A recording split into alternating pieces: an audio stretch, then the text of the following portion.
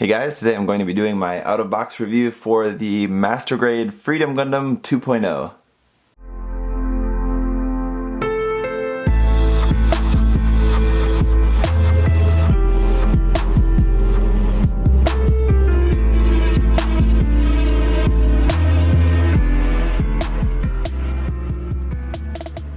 The first thing you should notice right now is the fact that this kit is standing on its own without the use of any sort of base or anything, and its backpack is on and it's not falling backwards. And it's not like doing the Michael Jackson very far lean forward. As I get this turning around here for you, you can see it's standing up pretty much straight, and it's able to stand with that huge heavy backpack with those wings on there. So I gotta say, that is definitely impressive right off the bat. Although with this kit, having it just standing there on the ground is probably not what we're gonna want to do with it. But if for whatever reason, if that is what you wanted to do with this, it is possible. So that's pretty cool. It's definitely a very sturdy kit, so I'll just say that off the bat. There is of course the issue with the leg connection part inside the hip there. I'll talk about that. I haven't had any problems with mine yet, but I've not even posed the kit or anything. I've just snapped it up, and so we'll see over the course of this review. Basically, people have been experiencing problems with the peg inside the hip there, where you plug the legs onto the hip joint. That peg is very large but not very strong. Apparently some people have had that breaking, or they're seeing some stress marks on that right away. I had that happen with the Master Grade Origins Gundam, the RX-7802 Gundam, the Origin version. That I was seeing some stress marks on that as well. It didn't break, and I haven't heard of too many people complaining about that breaking, but it seems like with these recent Master Grades, that seems to be a little bit of a problem area for Bandai. I don't know what exactly they're trying to do. But otherwise, I mean, all the engineering is great, so it just seems like whatever they're trying to do there in that particular peg is maybe not exactly working out that well. I mean, granted, if that peg breaks on your kit, and I'm sure there's probably a lot of you who out there maybe watching this review who have this kit and that has broken on you, or you're worried that it's going to break if you get this kit, I wouldn't worry too much about it. And if it has happened to you, I would say hopefully you've found out by now that it's not a really too difficult problem to fix. It's not really easy. It's not a really difficult thing to fix by just inserting a brass rod into the peg, or just replacing the peg, or any number of different options, or just some glue and being very careful with the peg. There's different things that you can do. All in all, I wouldn't, if you like the look of this kit, don't not buy it because you've heard that that's an issue with it. I don't think it's that big of an issue that it should persuade you not to buy it. Now anyway, just want to say a big thank you again to MindFenix Hobby Store for sending me this kit. If you guys are living in Australia, please do check out MindFenix Hobby Store's site and help support them, because they're awesome and help give me a lot of stuff to share with you guys. So let's talk about the articulation. And for this, I might want to take off the backpack and stuff just to make it a little bit easier on myself. I guess just before we get into that, as you can see, this kit is very stylized, I think, in its design. It's definitely quite different from the look that we have from the original Master Grade, or the look from the anime. I think this look is really cool. It's definitely a very fresh, new look at the Freedom Gundam. There are definitely some proportion changes. Some proportions I'm a fan of, some not quite so much. The head to me feels a little bit too large. I like the really big V-fin on there, but the head just in general seems a little bit large. I don't know. And on the Origin Gundam, a lot of people complained they thought the head was too small. I don't know. That's just personal preference, I guess. So, taking a close-up look now, I have used the stickers for the eyes and the front and rear cameras on the head. Head is going to go up about that far, pretty good, down about like that, again pretty good. There's no mechanism here built in to put an LED into the body. These beam saber handles here on the side skirts fall off very easily. It seems like Bandai still can't figure out a good way to put these on the side skirts. So I'm just going to take those off for the moment as well. Anyway, no built-in system of being able to remove this part to put it in a LED battery, an LED set, at least from Bandai. So if you wanted to put any LEDs in this, you're going to just be totally doing that on your own. Some nice detail there in pretty much everywhere on this kit. It's all packed with some really nice details, so it's going to be a really nice looking kit when it's all painted up. But overall, the head is just going to move like a regular head, nothing too special. Like I said, I think it looks a little bit big for this kit. Depends on the angle, and I think when you have the kit like posed up in some like really dynamic pose, you're probably not going to really notice that too much, but just at the moment. The other complaint that I have about the design of this is the inside of the shoulders here. Like I said, everything is like really detailed, really nice. I have all this nice detail everywhere, and then inside the shoulders here, it just looks kind of blank. Like we have this blue part in the center, and then like this extra space just looks kind of like nothing. I think they could have designed that a little bit different in a way that it sort of like at least looks like something in there instead of just like this hollow empty space. So not really too big of a fan of that, but that's just a small thing. The shoulder armor is going to move up and down. It's the kind where you just thread the peg of the arm through the shoulder armor piece there, so that's going to move just with the shoulder. The arm is going to come up about that much. As you can see, that part there in the torso is going to be moving. Then this whole part of the torso, speaking of that, is actually going to move forward like that. So really interesting design there, that this whole side of the torso is able to move forward. So that's going to really help if you're doing some poses where you want to bring the arm really far across the chest, something like that, I suppose. So that slides and works really well. Again, all of the inner frame here does seem really solid, except for the connection there in the leg. Everything else seems really nice. So we've got of course a rotating arm, nice full double jointed bend there in the elbow. Here's where we can attach the shield onto either the left or the right side here on the elbow piece. The wrist piece, this is a really cool feature again here as well in the arm. Let me try to show this to you. As you can see, this whole lower arm is going to separate down a little bit like that. So what that is going to do is that's going to allow you to bring the arm up to like a full 180-degree bend like that. So really nice there. Another little extra feature. And this part in the wrist, this white part here is going to be able to move a little bit on its own and turn like that. And then of course the wrist is just attached via a standard ball joint. The hands are like the Master Grade wing hands, where the thumb is on a ball joint and then the fingers you have to swap out for different finger options. I'm not a huge fan of that, but it does seem to be relatively effective anyway. Then onto the torso, very nice articulation here in the stomach. I guess we have the cockpit hatch opens. This just kind of opens out like that, and we have our seated pilot figure inside there. Pretty simple maneuver there for opening the cockpit. Forward bend is going to give you about that much, really nice stomach crunch there. Back, it's going to be about like so, not too much back, but not bad at all. Really skinny waist here, so we're going to have some really nice movement there off to the side. You can see we got some nice detail up inside of there, and then to that side like so. So pretty good, really thin waist.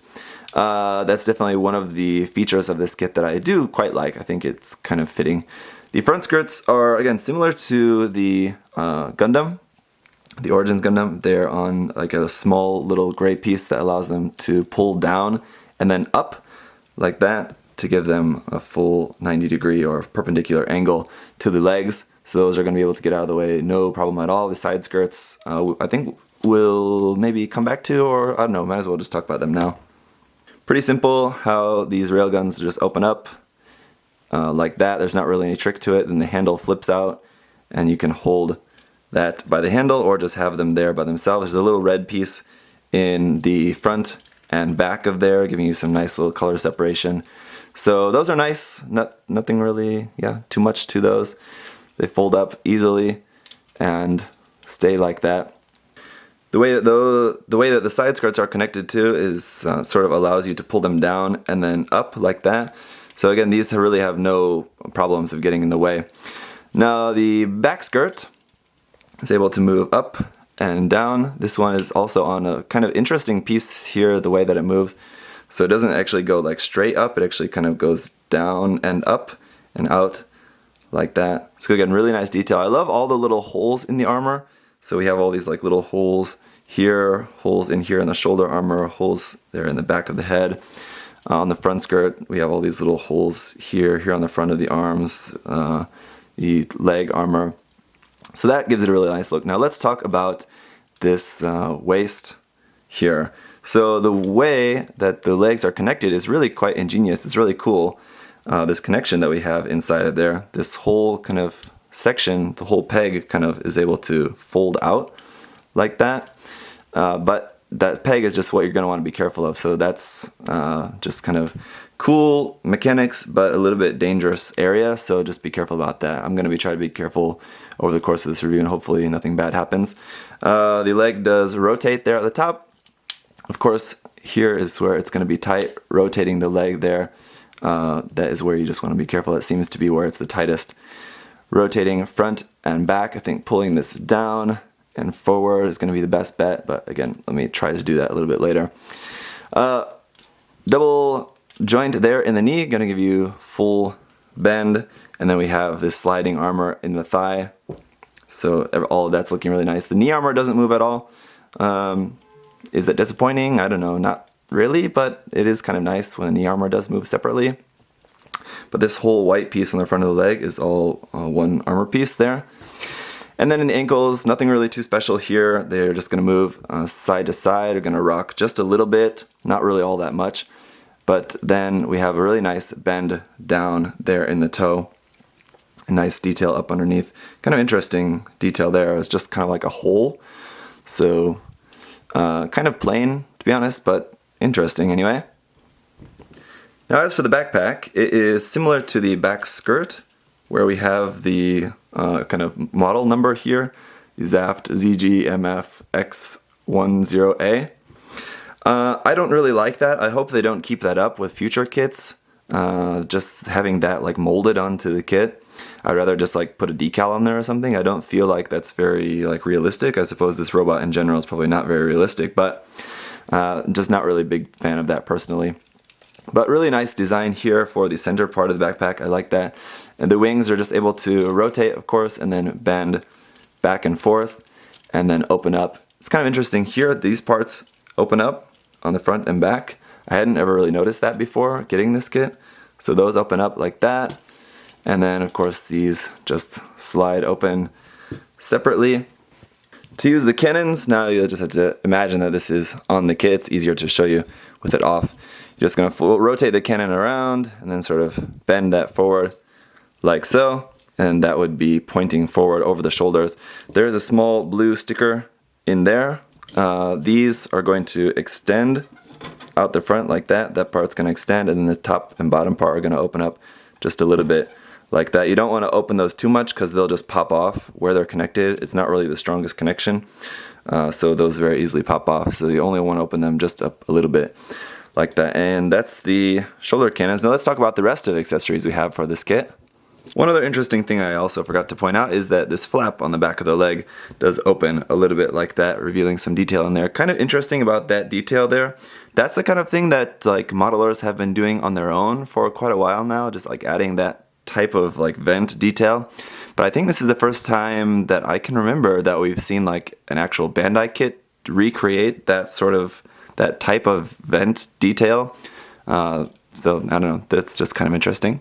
Now, first and probably one of the most important things that we have with this kit is this inclusion of this base. Not really the most articulated. It does have two settings, a more forward angle and a straight angle. Then at the top here we have this piece, which we're going to use to just plug up underneath the backpack. It actually works really well because it doesn't actually really plug into anything. The backpack sort of like rests on it, so you just kind of drop it down, and there it's just resting on the base now, so very easy to use. Unfortunately, it covers like a lot of the backpack there, but yeah, again, it's just kind of back there. It's not really going to be seen that much, and it works very well. We do also have just a regular action-based connection piece if you wanted to use that backpack piece with this on a regular action base instead of just this included one. You saw the beam saber handles there on the side skirts, and we do also have these two clear pink, just long 1/100 scale beam saber effect parts. And for hands on there, I've got the closed fists, but we do also have a set of just open hands. Again, these open hands are okay, not really the greatest. We have those for left and right. Then we have a left and right set of holding hands for the beam saber. And then we have one trigger finger hand just for the right hand for our beam rifle. We also have this small 1/100 scale Kira Yamato figure. I've just gone ahead and added some panel line in here just so you can see the details of this figure. Pretty nice, pretty standard. Then we've got our shield. Nice design here. I like how this red piece here on the side is definitely quite different with this kit. Just overall really nice design, really matches the look of the kit. There's the back, it's still quite thick. Here on the back we have this handle that is going to rotate, but this whole handle is not on a track, so you can't slide it up and down like you might expect, unfortunately. And then this part here at the top is going to rotate there, fold back and forth, and this is just going to plug into the back of the elbow. So you're only going to be able to hold this on the side of the arm like that. And then of course we have our beam rifle. Now I like the redesigned look of this beam rifle as well. Inside there in the camera there's supposed to be a clear piece. I have not put that in yet, I've just got it here. And then there's also a small blue foil sticker for that as well. I've not used those just because it's the kind of clear piece that once you put it in, it's going to be very hard to get out of there again.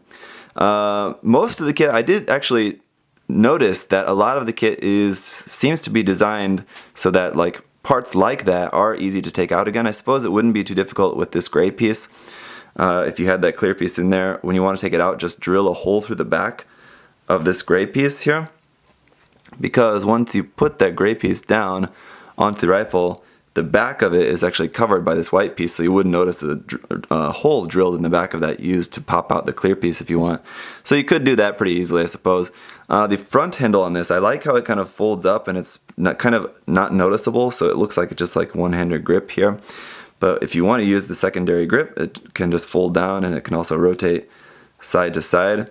So that works pretty nicely. Otherwise, everything else, nothing really else on it moves. The handle here does move forward and back just a little bit, not really too much.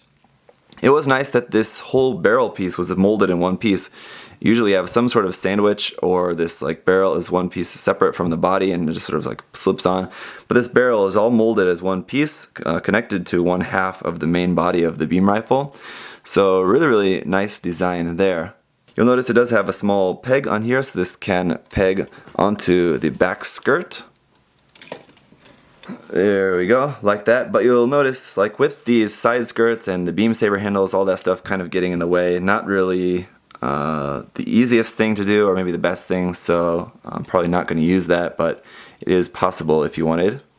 And for comparison's sake, I'm not going to be able to get these rotating around because they're both not going to fit onto my base here. But you can see them here just from the front. There are obviously going to be a lot of differences here just in terms of their overall looks, just because the Master Grade is so much more stylized, especially like in those places like the head, the waist, pretty much everywhere. It's just very differently styled from the HG. The HG was a nice kit. I mean, this is the HG Revive, by the way, just in case you didn't remember or something. If you remember my review of the HG Revive, it was actually kind of a little bit disappointing for me. It was, I still think it's probably the worst of the Revive line. It's still a great kit, still a huge improvement over the original. I don't really want to get too caught up in talking more about that kit because I already did a full review about it. But just working with this kit again now, I definitely am just not a huge fan of that. If you like the Freedom and you can't afford the Master Grade, then the Revive is definitely a good way to go, if not the RG. But the Master Grade is probably going to be the definitive version. If you don't like it this stylized, then I think the original Master Grade is still probably a really nice kit. It's going to have maybe a little bit more seam lines on it and maybe take a little bit more work compared to this one, but still not a bad option. Now again, while the inclusion of this base is nice, the only thing that's bad about this type of base is that it doesn't allow for really the range of movement that would be nice to have with a kit like this, with a kit that is going to be very nicely articulated. You're going to want a base that is also articulated enough to sort of be able to help you out in doing some really awesome poses. This one is not bad. Like I said, it works really well. But it would be nice to use a action base, like a full action base, just to free it up even more. But as you can see, overall, not really having any problems holding the weapons. I wouldn't really assume that it would, as the beam rifle and the shield aren't really that heavy. The wings aren't really having too much of an issue at this point either, staying up. Those aren't sagging down. The legs, nothing's really having any weight issues still at the moment. I think, again, I should reiterate that it seems like this inner frame is really quite sturdy. Alright, now, and of course you can connect the two beam saber handles together to make a double-ended beam saber there if you want. I'm not ever really too much of a fan of that, but in this case I think it's not too bad. If you work out some sort of pose, and this is a pose that I'm relatively happy with, so I think it's just with when you're working with like a double-ended beam saber like that, or like a beam naginata like the Gelgu has, something like that, I think it's just really hard to get a good pose out of that, but I don't know, you just gotta be skilled in posing, I guess. So yeah, this works out, and here you can see a little bit of that chest armor, the way the chest frame moves out. I was able to pull the left arm nice and far forward there, and just the overall articulation of the arms here is working really, really well. I don't think I've ever experienced anything where it was this easy to maneuver holding a weapon with two hands, and I was able to like actually move it around and try to get it in like just the right position, and like the hands weren't popping off, and like the weapon wasn't coming apart, and it was actually relatively easy. So that is definitely a big relief. So you can do something like this. I think holding that with two hands, it's not really going to give you too many different options, but it is possible, I guess. Alright, so of course to wrap up this review, I had to do a beam spam pose here with all guns blazing. And overall, I mean, is this kit going to appeal to everyone? No, of course not. The Freedom is not, it's a really super popular design, but it's not popular with everyone. I mean, that's pretty much goes for any mobile suit, I guess. And just this Gundam Seed in general is a very polarizing series. People either love it or hate it. So of course this kit is not going to appeal to everyone, but is this kit a good kit? Yes, absolutely. Is this kit a solid kit? Yes, definitely. I haven't noticed any problems with that hip joint, but I would still be careful. I've heard enough people complaining about that. Just be careful about that hip, otherwise everything seems very solid. Does the kit successfully do everything that it should do? Yes, definitely. Everything works very well. The new gimmicks with these flaps opening on the front and back of the wings works awesome. All the details looks amazing. If you're into that, you may not be, and as I said in the unboxing, I think if you wanted something that's a little bit more simple on the surface and looks a little bit more closer to how the Gundam looks in the anime, you can always get the 1.0 Master Grade. If you really like this detailed look, changed up proportions, and sort of like added gimmicks, sort of like with the cannons there on the top of the wings, and the wings, like I said, opening up there and things like that.